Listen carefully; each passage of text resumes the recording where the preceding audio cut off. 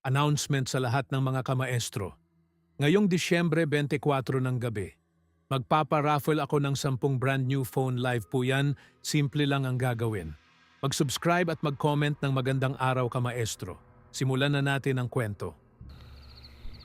Noong dekada 80 sa lalawigan ng Trinidad sa Bohol, may kilalang taong napakagaling manghilot. Gumagala-gala lamang siya sa lungsod ng Trinidad at walang nakakaalam kung saan siya nakatira. Natuklasan ng taong ito na magaling sa larangan ng panghihilot nang minsang may batang isusugod sana sa ospital noon. Halos hindi na ito makahinga. Nalaglag sa hagdan. Naabutan na lamang na namumutla na. Noong isusugod na sa pagamutan ay biglang humarang ang taong ito na itago na lamang natin sa pangalang Arnel. Ang edad ay nasa mahigit 20 pa lamang. Ayon sa kanya, hindi umano aabot sa ospital ang bata.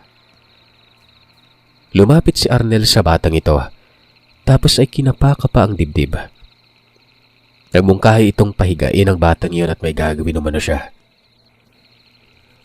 Ang mga magulang daw nito ay hindi makapaniwala nung una gawa ng hindi nila kilala si Arnel. Tapos bigla na lamang sumulpot yon.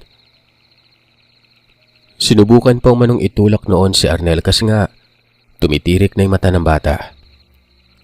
Pero nang may pisilin daw ito sa balikat ng paslit na yon, ganun na lamang ang pagkagulat ng mga magulang. Paano ba naman kasi? Dun palang nakahinga ang batang yon. Pero ayon kay Arnel, hindi pa gumagaling ang bata sa pamamagitan ng pahapyaw niyang haplos.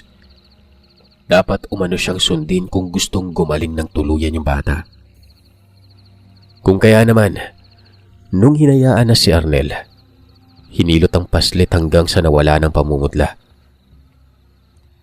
Ayon kay Arnel, naipit umanong ugat sa balikat at dibdib nito, dahilan na nagkaroon ng depresyon sa loob ng katawan, na siyang dahilan kung bakit nahirapang huminga ang batang yon. Magaling na umano ito, pero kailangan pa ring uminom ng mga gamot para pangpawala ng maga. Matapos nun, umalis kagad si Arnel. Tinanong pa ng tatay ng bata kung anong pangalan niya. At ito na nga. Ito na ang simula kung bakit siya nakilala sa lugar. Pero hanggang dun lang, dahil walang nakakaalam kung saan ito nakatira. Para bang kabote na kung saan-saan na lamang sumusulpot yon. At dahil sa mabilisang pagsikat ni Arnel noon, marami ang humahanap sa kanya. Ayon kasi sa mga umuugong na balita, kung magaling manghilot, magaling din umano itong manggamot. Sa madaling salita ay bihasang albularyo. Minsan ay nasisipatan si Arnel sa isang tindahan. Kalmado na parang wala lang ito, habang tumutoma ng alak. Lasinggero ding umano ang taong ito. Ang mga residente na nakakakita sa kanya ay walang inaaksayang oras. Lumalapit ito at idinudulog ang hinaing, lalo na't bihira lamang nasisipatan tong taong ito. Halo-halong hinaing na yon. May nagpapahilot, mga matatanda, may magpapatawas, may magpapagamot, dahil umanong may karamdamang hindi pangkaraniwan. At iba pa, lalo na sa mga kinabibilangan na ng kababalaghan. Pinapaunlakan naman umano ito ni Arnel na siyang mas lalong nagpatunog sa kanyang pangalan. Lalo pat ang ilan sa may hinaing, napapagaling niya talaga. Pero mariing itinatanggi ni Arnel na isa siyang albularyo. Sadyang may alam lamang siya sa panghihilot at organikong pamamaraan na siyang kultura na ng kanilang pamilya. Isang araw, itong dalagang nagngangalang Ellen ay hinahanap itong si Arnel. Taga-sentro lamang ng Trinidad itong si Ellen. Yung tatay niya kasi nakaratay na. May malubhang karamdaman at kahit anong balik sa doktor ay hindi mapagaling-galing nun. Samantalang ayon sa pagsusuri umano, karaniwang ubo lamang yon. Oo, may ubo ang tatay ni Ellen pero hindi naman ito malala. Sadyang may ibang karamdaman ito sa katawan na siyang alam nilang hindi ubo ang dahilan. Kung saan-saan na lamang napapadako itong si Ellen. Nakarating na umano sa bukiran ng Trinidad hanggang umabot na ng Bien. Pero wala. Wala siyang natagpuang Arnel. Kung kaya pinili na lamang nito na ipatingin sa ibang albularyo ang padre de pamilya. Pero walang nangyari. Para bang pinagkakaperahan lamang umano sila nun. May yaka ba namang pinabalik-balik sila sa bahay ng albularyo? Pero walang nangyayari. Hanggang sa hilot lang sa katawan pero naroroon pa rin ang sakit nun. Sa hindi malamang dahilan, bigla na lamang umanong napadaan itong si Arnel sa tapat mismo ng bahay nila Ellen. Kung kaya naman hindi maganda o gaga ang dalaga sa kakasangbit nito. Ang sabi pa nito, ilang araw niya nang hinahanap ang binatang si Arnel. Pero doon lang pala banda sa bahay nila ito matatagpuan. Para bang sinadya ng pagkakataon. Ano bang problema mo? Tanong ni Arnel sa dalaga. Ang sabi naman ni Ellen ay may sakit daw ang kanyang ama at gusto nitong ipasuri kay Arnel nun. Gawa nang wala namang problema kay Arnel ito. Tumango ito kaagad na tinungo ang bahay nila Ellen. May kaya sa buhay itong sila Ellen. Malaki ang bahay na 2 palapag at may panagatan. Etong panagatan, payaw ito sirsat sa laot. Bali may malaking bangka ang pamilya nila Ellen at ang ikinabubuhay nito ay ang pananagat. Hindi yung pananagat na karaniwang lang. Bagkos ay malaki yan ito. Bukod pa dyan ay may babuyan sila Ellen at ang nanay niya ay isang guro nun. Katunayan, itong si Ellen nga ay nakapagtapos na ng pag-aaral. Bugtong na anak na babae lamang ito at syempre, hindi nagpapahuli ang angking kagandahan ng dilag. Naiilang nga dito si Arnel gawa ng talagang may itsura talaga yung dalagang ito. Nang makapasok ng bahay, bumungad kay Arnel ang tatay nito na nasa sala. Nakahiga sa katre at para bang mamamatay na. Hindi may pintang mukha ni Arnel sa simangot nun. Ang sabi nito ay may hindi magandang nangyayari sa tatay ng dilag. Nga pala, itago na lamang natin ang tatay ni Ellen sa pangalang Amando.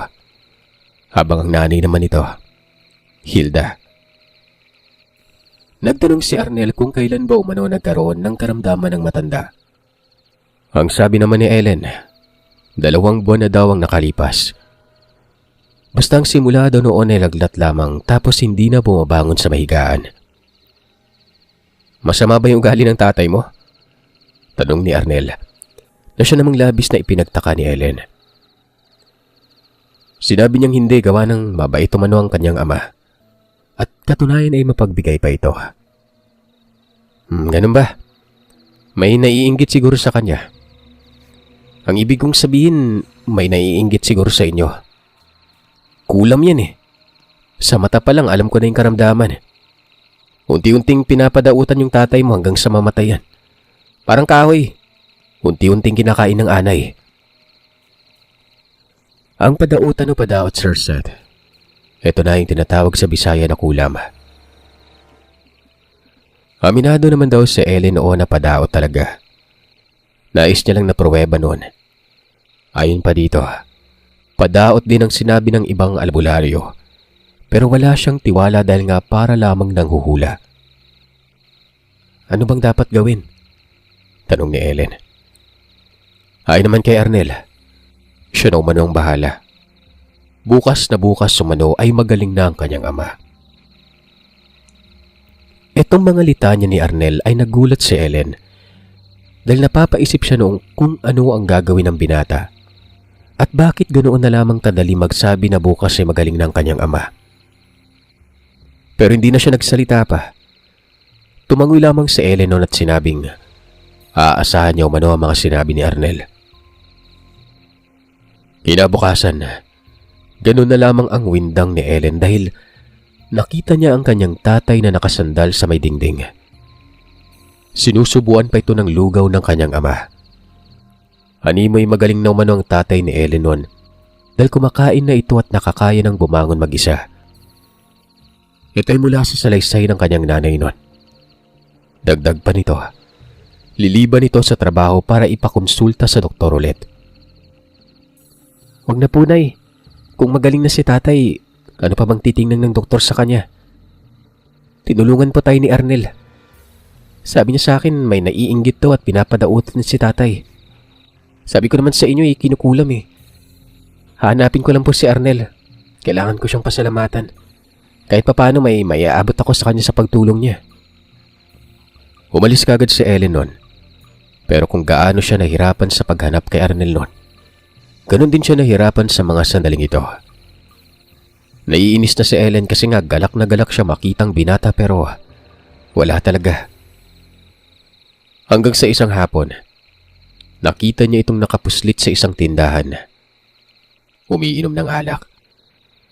Mabilis na nilapitan ni Ellen na parabang galing sa ibang bansa itong si Arnel at tuwang-tuwa ang dilag ng masilayan niya ito. Hindi nga namalaya ni Ellen noon na niyayakap niya na pala si Arnel na siya namang labis na ikinagulat ng binata. Teka, sandali, sino ka ba? Ay, ikaw pala yan, Ellen. Magaling na ba yung tatay mo?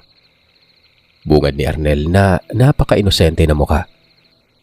Unang tugon ay pasasalamat kagad. Tapos sinabi nga ni Ellen na gumaling na nga ang tatay niya. Inimbitahan si Arnel sa bahay nila. Yun din mga sandaling yon, gusto niyang pumunta si Arnel at nang mapasalamatan ito ng kanyang nanay. Aabutan din ng pera. Naku, wag na. Hindi ko kailangan ng pera. Ay, ang ibig kong sabihin, hindi ako nagpapabayad. Sos, ikaw lang ata yung albularyo na tumanggi sa pera. Tara na, sumama ka na sa akin. Sige na. Mungkahi ni Ellen noon. Sabay hatak sa kamay ni Arnel.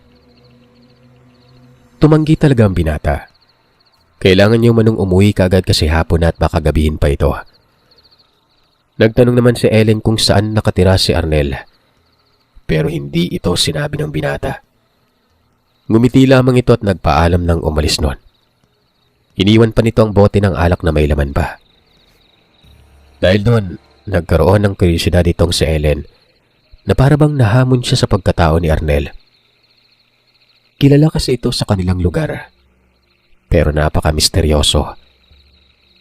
Ang ginawa ni Ellen, pinasundan niya sa pinsan niya si Arnel.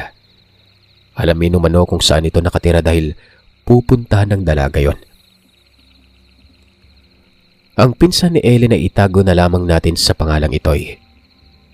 Bata pa si Itoy at doon ito nananatili sa bahay nila Ellen. Gawa ng wala ng mga magulang. Maagang naulila ito sa buhay. Nagtanong pa si Itoy kung saan nagtungo si Arnel. Ang sabi naman ni Ellen, binabaybay lamang umano nito ang kalsada at maaabutan pa yun ni Itoy. Kung kaya naman nagtatatakbo itong si Itoy noon. Gabi na nang makauwi si Itoy at sinabing sobrang layo daw ng tirahan nila Arnel. Hindi niya na piniling sundan pa gawa ng gubat na daw umano yun. Nagtanong si Ellen kung nakita ba ni Itoy ang bahay. Hindi ate. Basta doon banda sa dulo ng palayan. Doon po siya dumaan tapos nawala eh. Natakot naman ako kaya hindi ko na lang sinundan. Ano ba kasi? Bakit pinasundan mo pat alam mo namang gabi na? May gusto ka ba sa kanya ate? Hibang ka ba Itoy?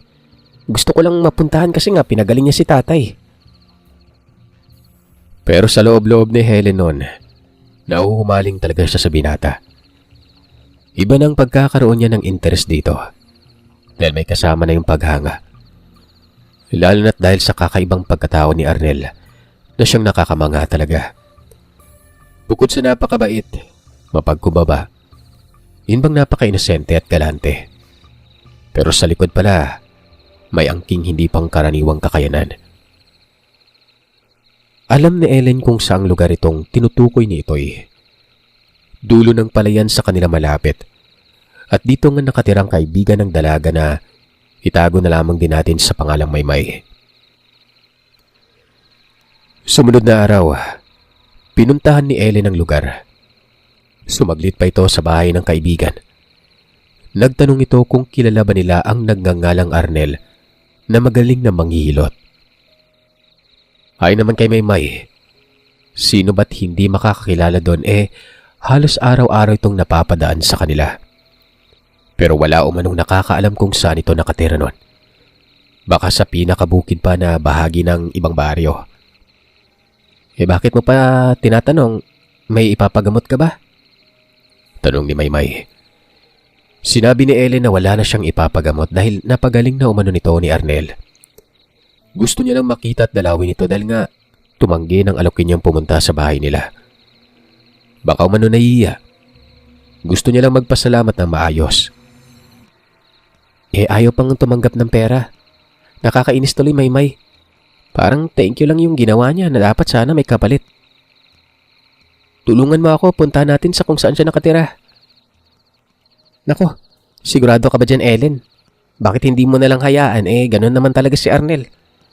Ginamot nga noon yung kapatid ko tapos umalis din kaagad. Hinanap ni tatay pero hindi nakita. Parang isda na madulas at mahirap mahuli yung taong yun. Kaya nga dapat natin alamin kung saan siya nakatira. Kasi ang hirap niyang hanapin Malay mo may magpapagamot ulit, at least alam na natin kung saan siya, di ba? Nako, Ellen.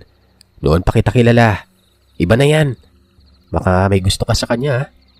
Ikaw may interest pero sige. Sasamahan kita. Umuwi ka agad tayo, baka abutin tayo ng hapon at pagalitan pa ako. Napapayag din ni Ellen itong si Maymay. Ayun. At hinagilap nga nila itong si Arnel. Binaybay lang nila ang daan noon patungong bukid. May mga bahay naman pero larawang probinsya talaga. Magkakalayo. Hanggang sa sobrang layo na nang narating nila. Sa mga sandaling yon, tanghali na at nanglilimahid na sila sa pawis. May yakaban mang sobrang init na mga panahong yon. Tapos ay wala pa silang pahinga.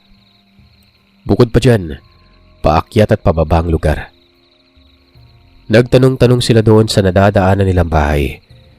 Maging ang ubod ng tandang babae na parang hiniwalay na ng diwa. Hindi nakaligtas sa pagtatanong nila.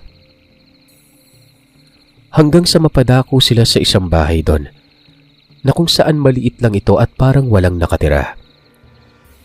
Magpaganon pa man ay bumati sa Ellen kahit alam niyang walang tao. Hanggang sa may napansin siya sa likod ng bahay. Nakaupo sa isang maliit na bangkito na para bang nagkukudkud ng niyog. Sinipat din ito ni Maymay hanggang sa nagkatitigan silang dalawa nun. Bagamat nakatalikod ang taong nakita nila sa likod pero nakikilala ni Ellen, maging si Maymay. Walang iba kundi si Arnel. Nagkatulakan pa ang dalawa gawa ng si Ellen ay parang nahihiya nun. Huwag mo naman akong itulak. Teka, ano bang sasabihin ko? Nako, sabi ko na nga ba Iba na yan, Ellen. Anong narinig ko sa'yo, di ba? Hanapin si Arnel. Ano bang pinunta natin? Hiyaan ba? Yan oo. Dito lang pala nakatira yan. Ang layo naman, parang aswang. Tingnan mo, walang ibang bahay maliban na lang dito. Ano na, sige na at hapon na. Paulanan mo na ng sandamakmak na pasasalamat. Bumuntong hininga si Ellen noon tapos lumapit siya kay Arnel. Habang nangyayari yon, sinisitsitan niya ang binata. Habay nang kukudkud nga ito o nagkakakagod ng niyog nun. Na makita ni Arnel si Ellen ay nagulat ang binata. Tinabunan pa mukha nito sabay atras na para bang hiyang-hiya nun. Ano bang ginagawa mo dito? Bungad ni Arnel. Sinabi naman ni Ellen na sa wakas sumano. Natagpuan na rin niya si Arnel. Sa dami nang naghahanap sa'yo, ako pa talagang makakakita. Ang layo naman dito. Mag-isa ka lang ba? Hindi mo pa sinasagot yung tanong ko, Ellen. Ano bang ginagawa mo dito? Naku, huwag kang lalapit. Naku naman Ano bang kinakahiya mo? Ba't ka ba misteryoso? Ano bang tinatago mo? Natural na parito ako para makita ka. Umaangal ka kasi nang imbitahan kita kaya ako na lang yung nagpunta. Dito ka ba talaga nakatira? Hindi kagad nagsalita si Arnel. Hanggang sa nagpatuloy sa pangungulit itong si Helen. Ang pangungulit nito ay paulit-ulit na pasasalamat. Na para bang pinagdidikdikan niya ang litanya para bigyang saysay naman ito ni Arnel noon. Kumbaga, kulang sa pansin. Sa bagay, walang-wala lang kasi itong si Arnel. Yung tipong walang nangyari. Maging mga sandaling yun nga aakalain mong taga-ibang planeta kasi parang takot sa tao. Yun lang. Pasasalamat. Narinig ko na yun sa'yo huwag mong ipagsabi na dito ako nakatira may kasama ka pa talaga. Ang pananahimik ko nito basag na. Nakita din kasi ni Arnel si Maymay. Lumapit ito at nakangiti pa habang kinakaway ang kamay na parang pasimpleng pagpapakilala. Inabutan ulit ni Ellen ng pera si Arnel pero ganun pa rin ang pagtanggi nito. Hindi niya umano pinapabayaran ng pagtulong niya. Wala lamang umano yon para sa kanya. Kahit papano napagaling mo yung tatay ko. May halaga yon. Makakatulong din to sa'yo. Ipaayos mo yung bahay mo at makakabili ka ng alak. Ayaw mo pa nun? Nakakatiis ka rin ba dito? Nasaan na ba yung mga magulang mo? Hoy Ellen, huwag mong kalimutan yung oras. Baka mamaya dito ka pa matulog ha. Mauna na kaya ako.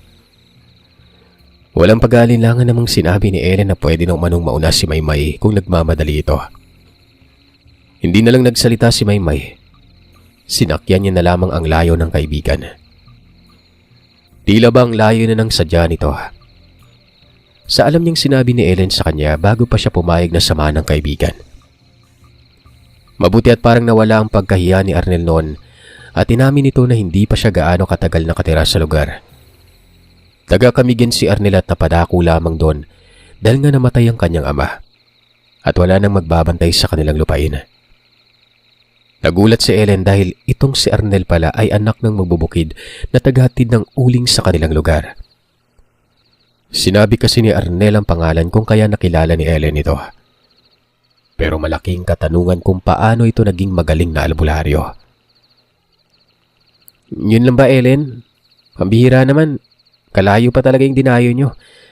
Para namang hindi ako nagpapakita dun sa bayan. Baka gabihin kayo at mabuti siguro umuwi na kayo. Mungkahi ni Arnel noon. Pero tila baga gusto pang manatili doon ni Ellen. Kahit anong paggaya ni Maymay noon. Ayaw pa rin itong umalis. Bagos ay sinasabi lamang na magantay ng sandali. Pero inabot na lamang ng hapon kung kaya nakapagdesisyon na lamang si Maymay na mauuna na ito. Ito namang si Ellen ay walang pake. Nagpaiwan. Hanggang sa umalis na si Maymay sa lugar. Hindi mapakali si Arnel. Nahihiya kasi siya sa dalaga. Tinataboy ito ni Arnel pero ayaw talagang umalis nun. Sus Mariosep, abala pa tong pinagagagawa mo. Ihahatid na kita. Ano ka ba? Ang totoo gusto ko makipagkaibigan sa'yo. Natutuwa kasi ako dahil sobrang bait mo. Inaamin ko, hindi pag-alam lang sa kung saan ka nakatirang dahilan. Gusto kita makilala ng lubos. Nababagabag kasi ako sa pagkatao mo. Ano? Nababagabag? Teka, Ellen, linawin mo nga. May saltik ka ba? Baliw. Maraming humahanga sa'yo. Isa na ako doon. Kung saan-saang lubalop kita hinanap nun pero dito ka pala sa malayo nakatira. Iba ka na pwede namang makainom ng tubig. Hindi na lang kumibo si Arnel nun. Pumasok ito sa loob at sumunod naman sa kanya si Ellen. Tinutulak niya papalabas ito kasi nga nahiya talaga si Arnel. Pero ang sabi ni Ellen ay walang dapat ikahiya. Walang nagawa itong si Arnel. Inabot na yun ang takip silim pero hindi pa nagbibitaw ng katagang uuwi ng dilag nun. Nanatili pa rin ito doon sa lugar ni Arnel kahit wala pa silang kibuan. Ellen, ihahatid na kita, gabi na. Baka hinahanap ka na ng mga magulang mo. Pwedeng bukas na lang ako umuwi. Dito na lang ako matutulog. Ano ba yan? Ibang klase kang babae ka. Hindi mo ba naiisip na bukid dito at kasama mo pa yung hindi mo kilalang tao tapos lalaki pa ako? Alam ko naman yon. Tsaka ano ba yung pinag-iisip mo? Parang ang dumi naman ata. Hindi ako ganyan, Arnel. Matigas pa sa buhay na bato itong si Ellen. Ayaw talagang umuwi. Kahit kinakawayan siya palabas ni Arnel ay hindi sumusunod si Ellen nun. Hanggang sa dumilim na ng tuluyan at wala nang nagawa si Arnel kung hindi ang maghanda na lamang ng maipapakain dito. Diretsahin mo nga ako. Baka ipapapulis mo ako Baka espiya ka. Hindi ako rebelde. Kasalukuyan nung naghahaponan ng dalawa. Walang kaarte-arte ang babae. Kaning mais lang kasi na nilagyan ng gata at kamoting kahoy. Pero kumain na parang sanay na sanay si Ellen nun. Ang sabi naman ng dalaga, hindi pumapasok sa isip niya ang pagiging masamang tao o rebelde itong si Arnel. Bagkus ay ang pagiging mabait nito. Nagtanong si Ellen noon kung paano niya napagaling ang tatay Amando. Hindi niya kasi alam ang ginawa ng binata. Basta na lang sinabi na bukas ay magaling na. At yun na nga ang bumungad sa kanya noon. Ang sabi naman ni Ernel ay kinausap lang niya ang salarin. Paano mo nalaman yung salarin? May mga bagay na mahirap ipaliwanag, Ellen. Basta nakilala ko kaagad siya. Katunayan, malapit lang sa bahay niyo pero hindi ko na lang sasabihin at baka maglikha ng gulo. Ayun, sinabi ko lang na kapag hindi inalis yung kulam malilintikan sa akin. Tangging panlalaki lang ang mga mata ang nagawa ni Ellen noon. Naglalaro sa isip niya mga kaanak nila. Halos lahat naman kasi ng nakapaligid sa kanilang tahanan ay kaanak lamang din. Pero wala naman siyang naiisip na may motibo ang mga ito dahil nga lahat naman mababait sa kanila. Kaya naman kinulit ni Ellen si Arnel. Sabi pa ng dalaga, kung sino man ang sasabihin ni Arnel, bibigyan niya ng respeto. Ipinapangako niyang hindi siya manggugulo. Hindi naman lahat na makikitang mababait may mabubuting loob. Minsan ang ilan sa kanila nagbabalat kayo lang pero may galit na tinatago. Bueno. Asawa ng kapatid ng tatay mo. Yun ang kumulam. Napag-alaman kong naiinggit lang sa biglaan yung pag-asenso sa buhay. Kaya yun. Pinuntahan ko na. Kilala mo yung kapatid ng tatay mo dahil dalawa lang naman silang sa lugar niya Ang iba kapatid ng tatay mo nasa ibang bayan. Mabilis na pumasok sa isip ni Ellen noon na ito na ang kapatid ng tatay Amando niyang si Juni. Ang asawa pala nito ang mangkukulam. Napapailing si Ellen dahil ibang klaseng tao talaga itong asawa ng Tiwina. Tahimik at kung makatitig ay para bang laging may kaaway. Hop, nararamdaman kita. Kung ano man yan, huwag mo nang ituloy. Sa mata mo pa lang, alam ko nang galit ka, Ellen. Napansin kasi kagad ni Arnel ang reaksyon ng dalaga. Doon nga natulog si Ellen sa loob ng bahay. Samantalang si Arnel naman noon ay nasa labas, sa gilid na kung saan may lantay at nagtsatsaga sa maliit na kumot at sirang kulambo. Tinatawag siya ni Ellen pero hindi kinikibo ni Arnel. Kinaumagahan nun, hinatid niya ng dilag. Nung una parang nagdumili at gusto pang manatili doon pero hindi na pinagbigyan pa ni Arnel. Sa pagkakataong yon, si Arnel natutuwa kay Ellen pero hindi niya pinapahalata ito. Hanggang sa makarating sila sa bahay at doon ay hindi na nakatanggi pa si Arnel. Binigyan ng pera. Sa pilitan at kung hindi tatanggapin, ibubunyag umano ni Ellen kung saan ito nakatira. Sa kabila ng lahat, naging mababaw kay Ellen ang dahilan kung bakit ayaw ni Arnel na may nakaalam sa kung saan ito nananahan. Habang nasa kanilang binata nun, tinanong niya ito. Doon niya nalaman na mapanganib pala si Arnel dahil nga hanggang dito kasi sa Trinidad sinusundan ako ng mga nakabangayan kong aswang doon sa Cagayan de Oro. Ang totoo, maliban sa pagkamatay ng tatay ko, ito talaga yung pinakadahilan. Ayokong may makaalam sa akin sa kung saan ako nakatira. Ito na rin yung pag-iwas para hindi malaman yung pinagtataguan ko. Isa pa, natatakot ako na baka kapag may nagpunta sa bahay, nakaabang din yung mga aswang. Gawing kasangkapan para pasukuin ako at patay nila. Kaya natakot ako sa'yo kagabi lalo pat naramdaman ko na yung presensya nila. Sa mga binitawang salita ni Arnel, parang binuhusan ng tubig itong si Ellen. Hindi kagad nakapagsalita. Biglang kinabahan. Ilang sandali ay nagtanong si Ellen kung totoo ba daw ang pinagsasasabi ni Arnel.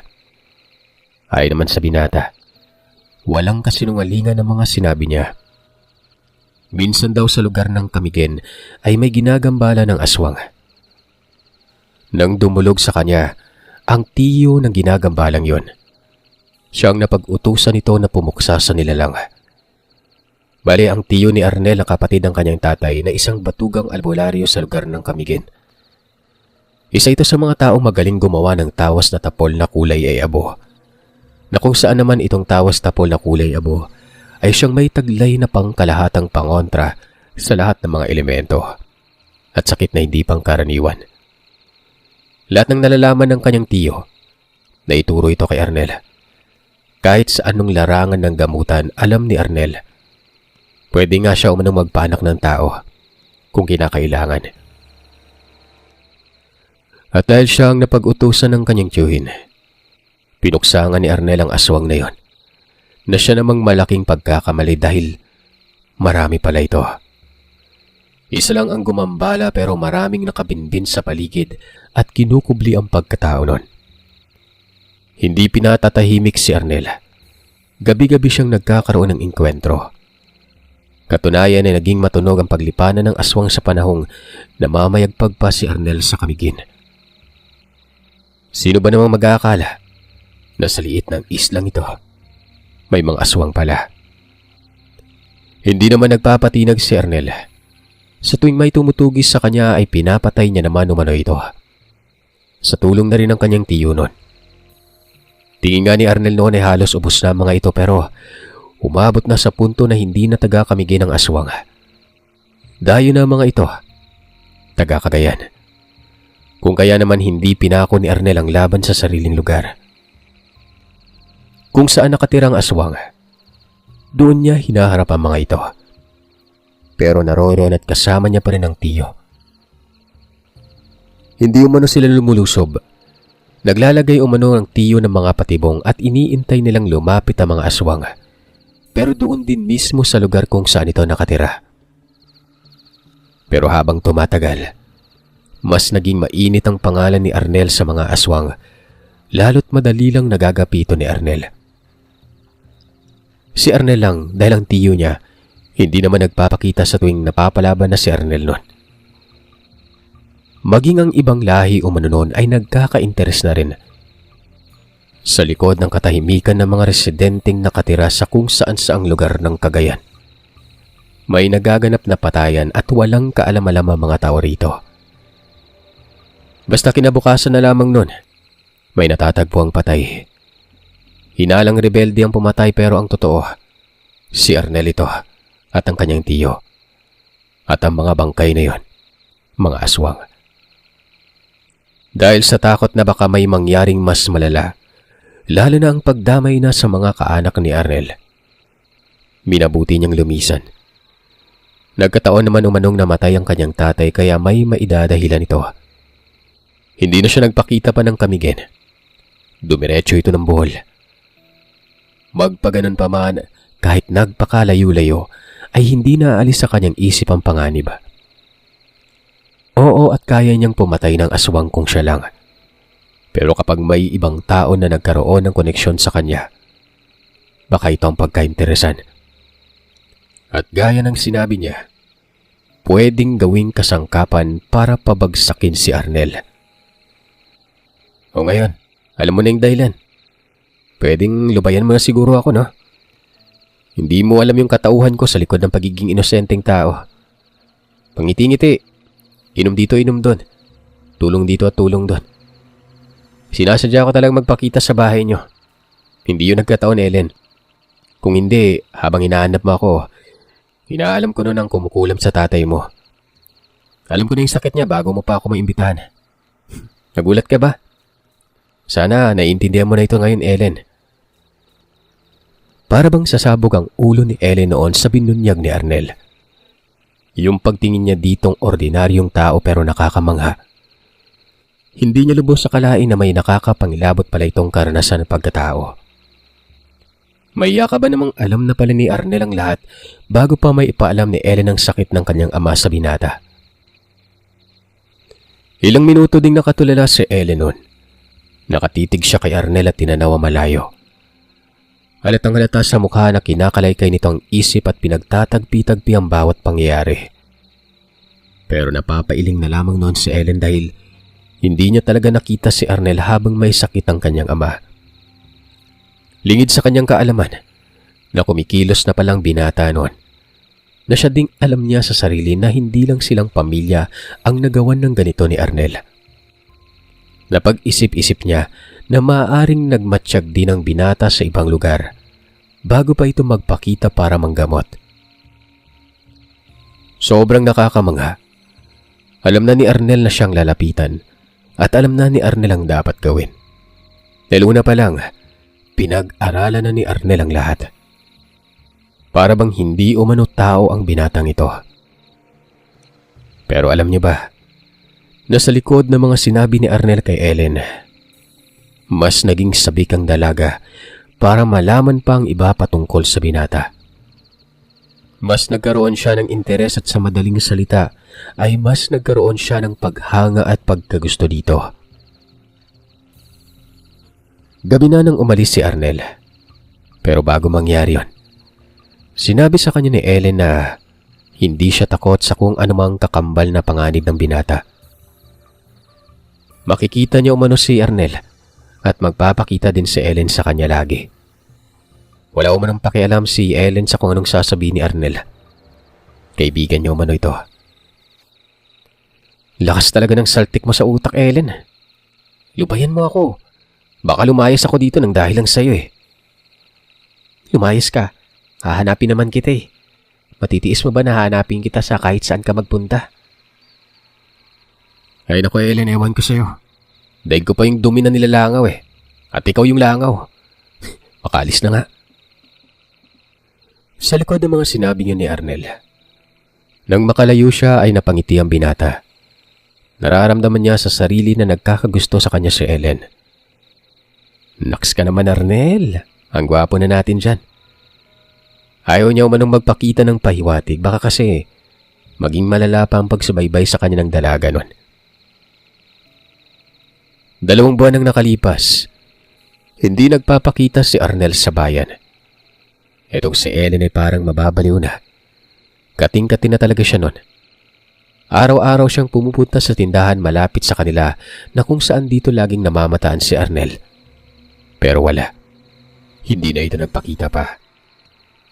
Gusto na noong puntahan ng dalagang tirahan nito. Pinaghahandaan niya na ang mga sandaling yon. Hanggang sa mapabalitaang may namatay na tao sa biyen. Naging matunog ito. Gawa ng ang taong patay. Parang hindi pang karaniwan. Napakaitim umano na mga ngipin nito. Hindi sira pero hindi magkakapantay. Pinaniniwalaan umano ng karamihan na baka aswang yon. Walang sino mang kaanak ang umangkin dito. Malaki ang posibilidad na hindi taga-biyen yon. Si Ellen, bagaman narinig niya na lang sa nanay ang kwento, mabilis na pumasok sa isip niya na si Arnel ang pumatay. Malapit lang ang biyan sa kanila, kaya pinunta ni Ellen yon. Hapon at kumalagala ng pasimple ang dalaga. Hindi muna siya nagtatanong-tanong sa mga tao. Minabuti niyang makiramdam. Aminado naman siyang parang malang nakakakilala kay Arnel sa lugar na yon. Hanggang sa mapadako siya doon banda sa kung saan may namatay na aswang. Malapit lang ito sa bukana ng tanyag na ilog. Para lang siyang namamasyal pero may ibang motibo si Ellen. Inaalam niya ang sitwasyon ng lugar kumbaga nag-uusisa nun. Hanggang sa may nalaman siya doon na bago umano natagpuan ang labi ng hinihinalang aswang, may gumagalang tao gabi-gabi. May kakaibang kinikilos yon. Sa hinala nila'y aswang yon. Doon madalas pumupuslit sa bahay ng isang matandang may malalang sakit. Tapos ay nawawala na lamang bigla. Ayon sa sabi-sabi, ang mga aswang daw kapag nalamang may malapit ng mamatay na tao, pinapalala nila ito para mas madali ang pagkamatay nun. Walang ano-anong inalam kagad ni Ellen ang naturang tirahan ng matanda. Nang makarating siya dito, doon niya napatunayan na totoo ang mga sinasabi ng mga tao. Inaaswang ang matanda. Pinapalala ang sakit pero malaki ang katanungan kung sino ang pumaslang sa aswang na yon. Walang iba silang tinutukoy kung hindi ito din yung tao na natagpuan sa ilog. Dahil mula nga noon, mula nang namatay ang nilalang o may nakitang bangkay sa ilog na yon, kumaling ang matanda at wala nang pagpaparamdam pa ng aswang. Dito na nagsimulang magtanong si Ellen. Talagang nararamdaman niya na noon na makikita niyang muli itong si Arnel. Manong, di ba dyan nakatira yung matanda? Balita ko inaaswang daw pero yung aswang na yun di ba pinatay ng kung sinong tao? May namataan po ba kayong dayo dito? Yung tingin nyo bago pa lang sa paningin nyo? Tanong ng dalaga sa isang tao noon doon sa tayakan. Bali ang tayakan, nalipa pa ito na maliit lang. Ang sabi naman ng napagtanungan ni Ellen, meron umano, pero ito daw ang pinaghinalaan nilang aswang. Namukaan pa umano at kamukha ito ng namatay dun sa ilog. Walang ibang tao bukod dun? Wala iya. Kami nga dito ay nagtataka. Nagulat kami sa nangyari. Abay sino bang mag-aakalang yun ang aswang? Gabi-gabing may paramdam dito. Maaga pa nga lang nun nagsasara na yung maliliit na tindahan. Hindi na lang nagsalita si Ellen. Hanggang sa hindi niya malamang dahilan. Nakita niya si Arnel. Nandun ito sa tindahan na payapa. Doon sa kawain nakaupo. At may hawak pang isang tingkap ng tubanon. Nakatingin ito sa bahay noong naturang matanda. At napakaseryoso na mukha. Hindi alam ni Ellen kung anong gagawin. Tama siya ng kutob. Matatagpuan nga niya sa lugar itong si Arnel. Hanggang sa naisip niyang tabihan ito, yun bang parang wala lang. Ginawa nga yun ni Ellen. Akala niya hindi siya napapansin ni Arnel.